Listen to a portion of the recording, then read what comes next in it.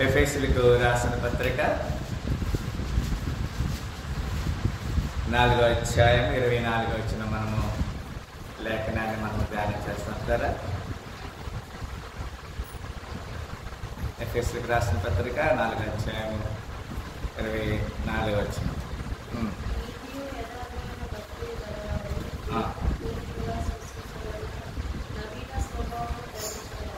చాలా ఈ సమయంలో దేవుడు మనతో కొన్ని విషయాలు వాక్యం ద్వారా మన హెచ్చరిక చేస్తున్నాడు. అందరూ నాతో చెప్పండి. నీతియు యథార్థమైన భక్తియు దేవుని పోలికగా సృష్టించబడిన నవీన స్వభావము. ఎన్ని చెప్పాను ఇప్పుడు? 3. అందరూ కూడా చెప్పండి. నీతియు యథార్థమైన భక్తియు దేవుని పోలికగా సృష్టించబడిన నవీన స్వభావము. అరే, ఈ 3 ఒక విశ్వాస జీవితంలో ప్రాముఖ్యత కలిగి ఉన్నవి. నీతిమంతుడిగా, నీతి అంటే ఏంటి? మనం దేవుని నమ్ముతున్నాం కాబట్టి అబ్రహాము దేవుని నమ్మెను, అది అతనికి నీతిగా ఎంచబడినది. You believe something, it will become righteousness. నువ్వేదైతే నమ్ముతావో ఆ నమ్మటమే నీతి. ఈ నమ్మకాన్ని కూడా దేవునికి లేఖనంలో మనం చూస్తున్నాము. విశ్వాసం అనేది నిరీక్షించబడి వాటి యొక్క నిజ స్వరూపము. లేనిది ఉన్నవని నమ్మాలి, లేనిది ఉన్నవని నమ్మాలి. ఇక్కడ అబ్రహాము దేవుని నమ్మాడు, అది అతనికి నీతిగా. ఇప్పుడు ఈ రోజున మనందరం కూడా నమ్మాము కాబట్టి మనందరం నీతిమంతులమే. ఆమె చెప్పండి హల్లెలూయా. ఓకే, నీ పక్కన వాళ్ళు చెప్పండి, నీవు నీతిమంతుడివి అని చెప్పండి. అమ్మా కొంచెం నవ్వుతో చెప్పండి, సీరియస్గా నువ్వు నీతిమంతుడివి అని చెప్పకండి. అది కొంచెం సీరియస్గా చెప్పకండి, సరే సంతోషంగా నీవు నీతిమంతుడివి అని చెప్పండి. అంతేనా? ఎందుకు మనందరూ నమ్ముతున్నావు? అమ్మా నువ్వు ఫ్యాన్ దగ్గర నీతిమంతుడివే. నువ్వు వెనకెందుకు కూర్చున్నావు? నువ్వు ఇక్కడ నుంచోమని చెప్తే ఆదివారం రోజు, మంగళవారం రోజు ఇల్లు నుంచోమంటే అక్కడ నుంచోదు. అవునా? ఇక్కడ దేవుని వాక్యాన్ని మనం చూస్తున్నప్పుడు నీతిమంతుడిగా మనం ఉండాలి. అంటే నీతిమంతులు అంటే ఎవరు? నమ్మేవారే నీతిమంతులు. నమ్మేవారే. నమ్మటం అంటే ఏంటి? లేని దాన్ని ఉన్నట్లుగా నమ్మటం. రెండవది యథార్థమైన భక్తి. రెండవది ఏంటండి? యథార్థమైన భక్తి వేరు, యథార్థమైన భక్తి వేరు. భక్తి అంటే దేవుని ఆరాధించటం, లేకపోతే దేవుని వర్షిప్ చేయటం, దేవునికి నైవేద్యం పెట్టడం, లేకపోతే దేవునికి కానుకలు ఇవన్నీ కూడా భక్తిలో భాగాలే. ఈ భక్తిలో ప్రాముఖ్యమైనది యథార్థత, ఇంటిగ్రిటీ. మనకేముండాలి? యథార్థత ఉండాలి. భక్తి చేసేటప్పుడు యథార్థమైన భక్తి. ఫర్ ఎగ్జాంపుల్, యథార్థమైన భక్తికి తేడా నేను చెప్తున్నాను, తీయాల్సిన అవసరం లేదు. మలాకి గ్రంథంలో రాయబడినది. అక్కడ ఏమంటాడంటే, తన మందలో మగది ఉండగా చెడిపోయినది అర్పించువాడు వంచకుడు అని రాయబడినది. అంటే మనము భక్తి దేవునికి అర్పించేటప్పుడు మనము సొంత కొంత ఆశించి చేయటం మంచిది కాదు. అది యథార్థమైన భక్తి కాదు. భక్తి అనే మాటని మనము పోల్చుకున్నప్పుడు దేవునికి సంపూర్ణంగా అర్పించాలి కదా, సజీవ యాగముగా అర్పించుకోవాలి. నథింగ్ రిమైనింగ్ విత్ అస్, మనకి ఏది ఉంచుకోకూడదు. ఫర్ ఎగ్జాంపుల్, యథార్థమైన భక్తి అంటే అబ్రహాము గురించి మనం మాట్లాడచ్చు. అబ్రహాము యథార్థమైన భక్తి చేశాడు. ఎట్లా అంటే తన ఏకైక కుమారుణ్ణి, వృద్ధాప్యములో కుమారుని అనుగ్రహించాడు. ఆ ఏకైక కుమారుని నాకు బలిగా ఇవ్వమంటే ఆయన ఏం చేశాడు? ఇవ్వనన్నాడా? ఇచ్చాడా? బలి ఇచ్చాడు. అక్కడ యథార్థమైన భక్తి. అప్పుడు చూసాడు, నువ్వు యథార్థవంతుడు నాకు తెలిసింది అంటాడు. యోబు గురించి మనం చూస్తే యోబు యథార్థవంతుడని దేవుడి అతని గురించి సాక్ష్యము చెప్పాడు. ఇప్పుడు మనలో యథార్థమైన భక్తి ఉండాలి. ఇట్లారా లాభం ఆశించి చేసేది కాదు, దేవునికి సజీవ యాగముగా సమర్పణ చేసేది యథార్థమైన భక్తి. మూడవదిగా మనం చూస్తున్నాము, దేవుని పోలికగా సృష్టించబడిన నవీన స్వభావము, new creation. God is created as new creation. కొత్తదగినట్లు, న్యూ మ్యాన్, న్యూ థింకింగ్. మనము దేవునికి కొత్తది అర్పించాలని దేవుడు చూస్తున్నాడు. ప్రియులారా, ఎఫ్ఎస్సి 6:11 తరగతి ఏంటి కొన్ని మాటలు నేను చెప్పి నేను ముగిస్తాను. ఎఫ్ఎస్సి 6:11 ఈ విధంగా రాయబడినది, మీరు అపవాది తంత్రం ఎదిరించడానికి శక్తి మగంతులగినట్టు దేవుడిచ్చి సర్వాంగ కవచమును ధరించుకోవాలి. You should wear the armour of God. దేవుడిచ్చేటువంటి సర్వాంగ కవచము. ఫర్ ఎగ్జాంపుల్, మన భక్తిలో ఉన్నామంటే కొంతమంది బైబిల్ తీసుకురావడానికి కూడా సిగ్గుపడతా ఉంటారు కదా, దే ఆర్ బికమ్ షై. నీ యథార్థమైన భక్తి, మీరు అపవాద తంత్రాన్ని ఎదిరించాలి, సర్వాంగ కవచాన్ని ధరించుకోవాలి కదా. తలకి రక్షణ శిరస్నానం, శరీరానికి నీతి అనే మైమరుపు కదండి, ఇవన్నీ ధరించుకోవాలి. యోబు 29:14 ఈ విధంగా రాయబడినది. యోబు 29:14 తరతరగా చదవండి అన్న.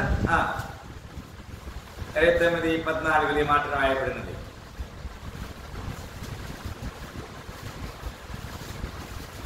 ఇక్కడ ఏమంటాడంటే, నేను నీతిని వస్త్రముగా ధరించుకుని ఇంటిని గనుక అది నన్ను ధరించను, నా న్యాయ ప్రవర్తన నాకు వస్త్రమును పాగాయు ఆయన. నీతిని వస్త్రముగా ధరించుకోవాలి. ప్రేర మనం చేసేటువంటి ప్రతి ప్రయత్నం కూడా నీతిమంతులుగా ఉండాలి. దేవుడు మన నీతిమంతులుగా తీర్చడానికి ఆయన మనం పిలిచాడు. యెషయా గ్రంథము 52:1 ఈ విధంగా వ్రాయబడింది. 52:1 ఈ విధంగా వ్రాయబడినది. ఇట్లా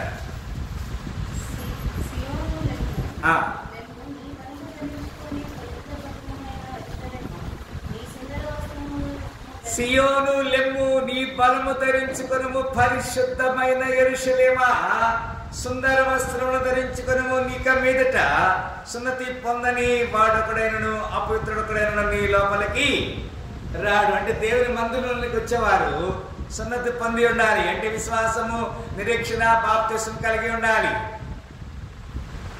అపవిత్రుడు కూడా అపవిత్రమైన రీతి మన దగ్గరికి రాకూడదు. మన యొక్క జీవితాన్ని అక్కడ ప్రతిబింబచేస్తున్నాడు. అక్కడే 59:17 కూడా ఈ విధంగా రాయబడింది. 59:17 ఇక్కడ ఏమంటాడు, నీతిని కవచముగా ఆయన ధరించుకొని రక్షణను తల మీద శిరస్నానముగా. నీతిని ధరించుకోవాలి. మన వస్త్రాలు ధరించుకుంటాం కదా పిల్లరా, అట్లాగే నీతిని ధరించుకో. నీతిని అలంకరించి సిద్ధపడుమా ఓ సంగమా, వినుమా ఓ సంగమా,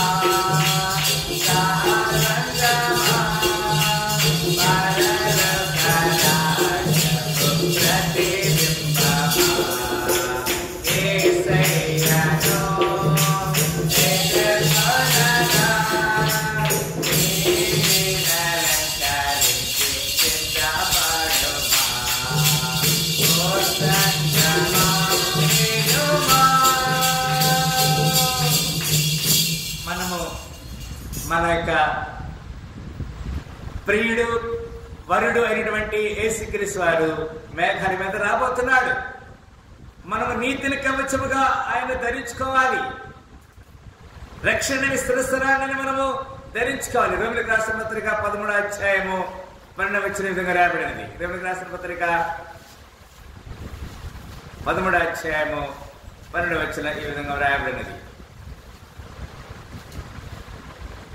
రాత్రి చాలా గడిచి పగలు సమీపముగా ఉన్నది కనుక మనం అంధకార క్రియలను విసర్జించి తేజస్ సంబంధమైన యుద్ధోపకరణములు ధరించుకోవాలి. యుద్ధోపకరణం అంటే ఎందుకు మనం చూసాం కదండి. ఎఫ్ఎస్సిఆర్లో మనం ఏం చేయాలి? దేవుడిచ్చే సర్వాంగ కవచాన్ని ధరించుకోవాలి. ఆడ కొన్ని వ్రాయబడి ఉన్నవి క్లియరా. ఇప్పుడు తేజస్ సంబంధమైన యుద్ధోపకరణములు ధరించుకోవాలి. ప్రార్థన చేయకపోతే మనము పడిపోతాం. దేవుని స్తుతించకపోతే అపవాది నీ మీద రూల్ చేస్తుంది. నువ్వు బైబిల్ చదవకపోతే నీవు లోకంలో ఉంటావు. చాలా జాగ్రత్తగా. రాత్రి చాలా గడిచి పగలు సమీపంగా ఉన్నది కనుక మనం అంధకార క్రియలను విసర్జించి, చెడు క్రియలు, అంధకార క్రియలు అంటే చెడు క్రియలు విసర్జించి తేజస్ సంబంధమైన, మనము తేజోవాసులుగా ఉన్నా, పరలోక సంబంధంగా మనం ఉన్నా యుద్ధోపకరణం ధరించుకోవాలని చెప్తున్నాడు. 14 వచ్చిన కూడా అక్కడ ఏమన్నా అక్కడ మెట్టుకు ప్రభుని యేసు క్రీస్తును ధరించుకోవాలి. వారై శరీరేచ్ఛ నెరవేర్చుకున్నకు గమనించండి కదా. మనము మెట్టుకు ఏం చేయాలి? యేసు క్రీస్తు వారిని ధరించుకోవాలి కదా. మనము వస్త్రాలు ఏ విధంగా ధరించుకుంటామో యేసు క్రీస్తు వారిని ఆ విధంగా ధరించుకోవాలి. ఆయన్ని కలిగి ఉంటే కొండలలో, లోయలలో నువ్వు ఎక్కడికి వెళ్ళినా నీకు చేయమే కలుగుతాయి కదా. మనకు తెలుసు పిల్లరా, గొలియాత్ అక్కడ ఉన్నాడు, ఇక్కడ ఫిలిస్తీన్లు అందరూ ఉన్నారు, ఇక్కడేమో ఇశ్రాయేలు ఉన్నారు, సౌలు రాజు ఉన్నాడు, 12 గోత్రాల ప్రజల సైన్యం ఉంది. కానీ ఒక వ్యక్తి 40 రోజుల నుంచి ఛాలెంజ్ చేస్తున్నాడు. నాతో గెలిస్తే మేమందరం మీకు బానిసలు అవుతాం, మీరు ఎవరన్నా ఓడిపోతే మీరందరూ మాకు బానిసలు అవ్వండి. ఒక దావీదు లేచాడు, అయ్యా నేను యుద్ధం చేసి ఆయన గెలుస్తానని రాస్తూ చెప్తే, సరే నా వస్త్రాలు వేసుకో, యుద్ధ ఉపకరణాలు, యుద్ధ వస్త్రాలు వేసుకుంటే నాకు ఈ అలవాటు లేవు అని చెప్పాడు. మరి ఏమి ధరించుకుంటావంటే ఒక వడిసలు తీసుకున్నాడు, ఒక 5 రాళ్ళు తీసుకున్నాడు. ఎన్ని రాళ్ళతో కొట్టాడు? ఒకే రాయితో కొట్టాడు కదా. మనము యేసుక్రీస్తు వారిని ధరించుకుంటే శత్రువుని ఎదుర్కోవచ్చు, అపవాదును జయించవచ్చు. 1 కొరింథీ 15:53. దాని తర్వాత ఏమంటారు? 1 కొరింథీయులకు రాసిన పత్రిక 15వ అధ్యాయము 53వ వచనంలో ఏమన్నాడు అక్కడ? క్షయమైన ఈ శరీరము ఉన్నది, మత్స్యమైన ఈ శరీరం అమర్తను ధరించుకోవాలి మనం కదా. రెప్పపాటునా ప్రియుని చేరగా సిద్ధపడుమా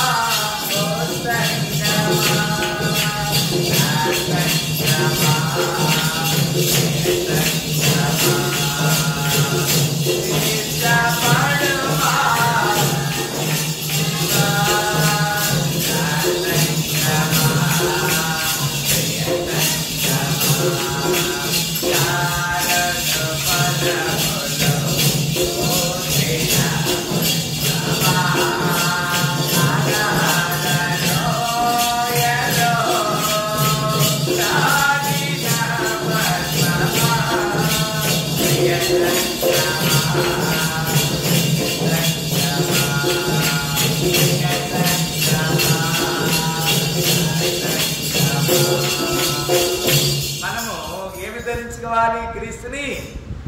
రెప్పపాటులో యేసుక్రీస్తు వారు రాబోతున్నాడు. రెప్పపాటు ఫ్రాక్షన్ ఆఫ్ టైం కదా, ఒక జస్ట్ ఇట్లా తన రెప్ప ఇట్లా కొట్టుకునే లోపు మనకు తెలియదు. యేసుక్రీస్తు వారు వస్తాడు. మనం యేసుక్రీస్తు వారిని ధరించుకోవాలని చెప్తున్నాడు ప్లాన్. గలతీ 3:27, గలతీకి రాసిన పత్రిక 3వ అధ్యాయము 27వ వచనం. 3:27. మీరందరూ గలతీలకు రాసిన పత్రిక 3వ అధ్యాయము 23వ వచనం. విశ్వాసము వెల్లడి కాక మనకు కరెక్టేనా? బయలుపరచబడము విశ్వాస అవలంబించవలసిన వారముగా చెరలో ఉంచబడినట్టు మనము ధర్మశాస్త్రముకు లోనైన వారిమైతిమి అంట.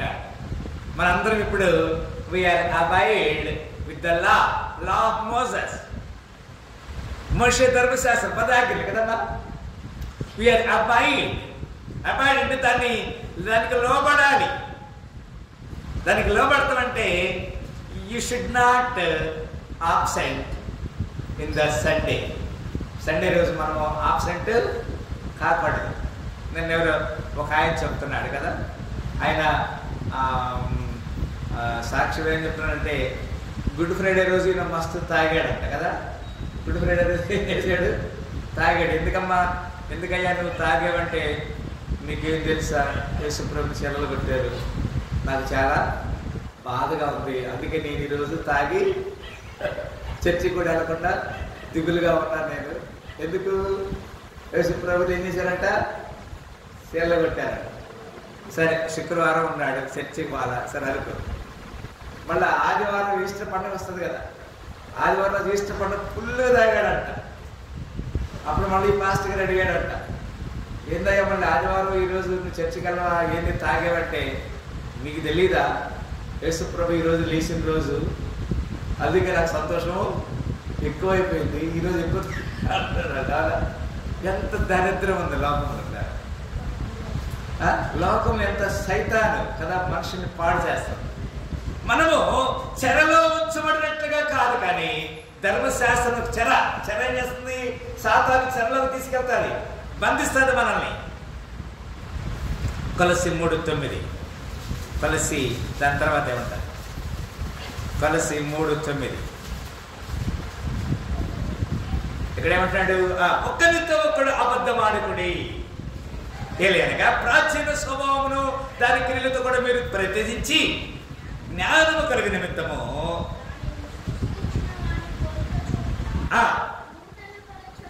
నూతన పరచబడుచున్న నవీన స్వభావము ధరించుకున్న ఇట్టి వారిలో గ్రీసు చేసేసడనియు భేదము లేదు, యూదుడనియు భేదము లేదు, సన్నతి పొందుటయు సన్నతి పొందకపోవటని భేదము లేదు, పరదేశీయనియు సింధీయుడనియు దాసుడనియు స్వతంత్రుడని లేదు, కానీ క్రీస్తే సర్వమును అందరిలో ఉన్నవాడనై ఉన్నాడు. 12, 13, 14 కూడా.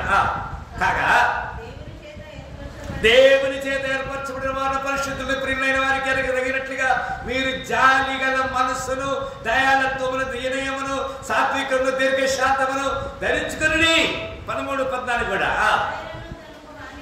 ఎవడైనా తనకు హాని చేసినని ఒకడు అనుకుని ఎడల ఒకరితో ఒకడు సహించుచు ఒకరినొకడు క్షమించుచు ప్రభువు మిమ్మల్ని క్షమించలాగని మీరును క్షమించని వీటన్ని పైన పరిపూర్ణత అనుబంధమైన ప్రేమను ఏమి ధరించుకోవాలంటారా? క్రీస్తు యొక్క ప్రేమను మనం ధరించుకోవాలి. వస్త్రాన్ని ధరించుకుంటున్నాం, బట్ ఏమి ధరించుకోవాలి? ఇక్కడ దేవునికి లేఖను స్పష్టంగా మనకు తెలియజేస్తున్నాడు. ఎఫెసీ మళ్ళా 2:15. ఎఫెసీ 2:15. నేను త్వరగా ముగించేస్తే దగ్గరికి వస్తున్నా. ఎఫెసీ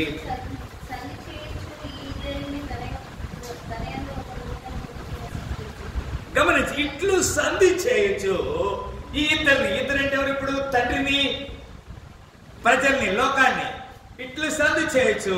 ఈ ఇద్దరిని తన యందు ఒక నూతన పురుషుడు. యేసుక్రీస్తు వారు సిలువలో ప్రాణం పెట్టాడంటే తండ్రితో ఒక చేయి పట్టుకున్నాడు, కింద మనలో ఒక చేయి పట్టుకొని ఏం చేస్తున్నాడు? సంధి చేస్తున్నాడు. ఇద్దరు గొడవ వస్తే ఏం చేయాలి? మనము సంధి చేయాలి. We should make them common understanding. వారు అర్థమయ్యేటట్టుగా మనం చెప్పాలి. ఇక్కడ అంత మాత్రమే కాదు. రోమ 6:4 త్వరగా. రోమ 6:4 నేను ముగిస్తున్నాను, దగ్గరికి వస్తున్నా. రేపు చెప్తున్నాడు, కాబట్టి తండ్రి మహిమ వలన క్రీస్తు మృతుల్లో నుండి ఎలాగూ లేపబడెను, అలాగే మనమును నూతన జీవం పొందిన వారమై నడుచుకున్నట్లు మనము బాప్తిస్మ మరణములో పాలు పొందుటకై ఆయనతో కూడా ఏం పెట్టాము? పాతి పెట్టబడ్డాము. We are literally dead. మనం సమాధి చేయబడ్డా. ఒక మాట చెప్పాలంటే ఈ మాట చెప్తే చాలా మందికి బాధ ఉంటుంది కదా, నేను ఎందుకు సమాధికి వెళ్తాను పాస్టర్ గారు అప్పుడే అంటారు కదా. సమాధి చేయబడ్డావు కాబట్టి ఇక్కడ ఉన్నాం. ఆమె చెప్పిన హల్లెలూయా. సమాధి చేయబట్టే మనం చచ్చిపోయాం. ఏ క్రియల్లో? శరీర క్రియలు శరీరం క్రియల్లో చనిపోయి ఆత్మక్రియల్లో మనం ఉన్నాం. 2 కొరింథీ 4:16. 2 కొరింథీ 4:16.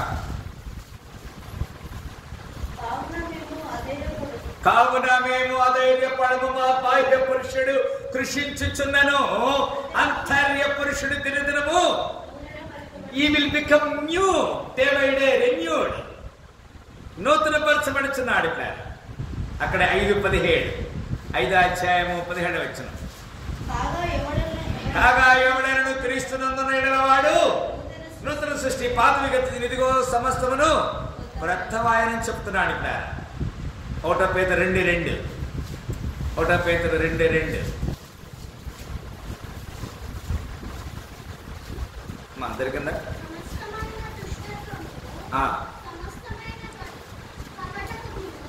సమస్తమైన దుష్టత్వమును, సమస్తమైన కపటమును, వేషధారణను, అసూయ, సమస్త దోషణ మాటలు మాని క్రొత్తగా జన్మించిన శిష్యులను పొందినవారై నిర్మలమైన వాక్యమును పాలవల రక్షణ విషయము ఎదుగు నిమిత్తము ఆ పాలను అపేక్షించాలి. How great! ఎంత గొప్ప మాట పేరు ఇది. మనం దేవునిలో కొత్తగా జన్మించిన శిశువును పోలిన వారమై అంటారు. We must become new born, కొత్తగా జన్మించిన వారు. తిరిగి మనము ఎఫ్ఎస్సి 4:24లోకి వస్తున్నాం. ఎఫ్ఎస్సి 4:24లో చక్కని మాట మనం చూసాం. మొట్టమొదటిగా 4:24 ఏమన్నా అక్కడ? నీతియు యథార్థతయు, 3 విషయాలు మన జ్ఞాపకం చేసుకుని చెప్పండి. నీతియు, యథార్థమైన భక్తియు, దేవుని పోలిగా సృజించబడిన నవీన స్వభావాలు. మనందరము ఈ ఉదయకాల సమయంలో అలాంటి స్వభావం, అలాంటి నేచర్ కలిగి అనేక ఆత్మరక్షణ కొరకు మనం సిద్ధపడదాం. నీవు రక్షణ పొందితే మాత్రమే చాలదు, కానీ you must gain another soul. అనేక ఆత్మను మనం రక్షించడానికి మనం సిద్ధపడదాం. ఈ ఉదయకాల సమయంలో దేవుడు అలాంటి కృపించి మన నిండాలకు దీవించి ఆశీర్వదించును గాక. అలా ఉంచుకుందాం, ప్రార్థన చేస్తాం. స్తోత్రములు ప్రేమ గల తండ్రి, చక్కని లేఖనముల ద్వారా నీతియు యథార్థమైన భక్తి అయ్యా, క్రీస్తును పోలి నవీన స్వభావాన్ని మేము ధరించుకోవాలని 3 విషయాలు మీరు మాతో మాట్లాడుతూ వచ్చారు. మేము నిన్ను ధరించుకోవాలి. లోక సంబంధ క్రియలు కాదు, లోక సంబంధ ఆలోచనలు కాదు. మా జీవితాన్ని సరిచేయబడి సహాయించమని ఈ ఉదయకాల ప్రధాన పరిశుద్ధ శుభములతో మమ్మల్ని నింపి సహాయించమని ప్రార్థన చేసి అడిగి పెట్టుకుంటున్నాము తండ్రి. ఆమేన్. మరొకసారి ఈ ప్రధాన శుభములతో దేవుడు మనందరినీ దీవించి ఆస్వాదించను గాక.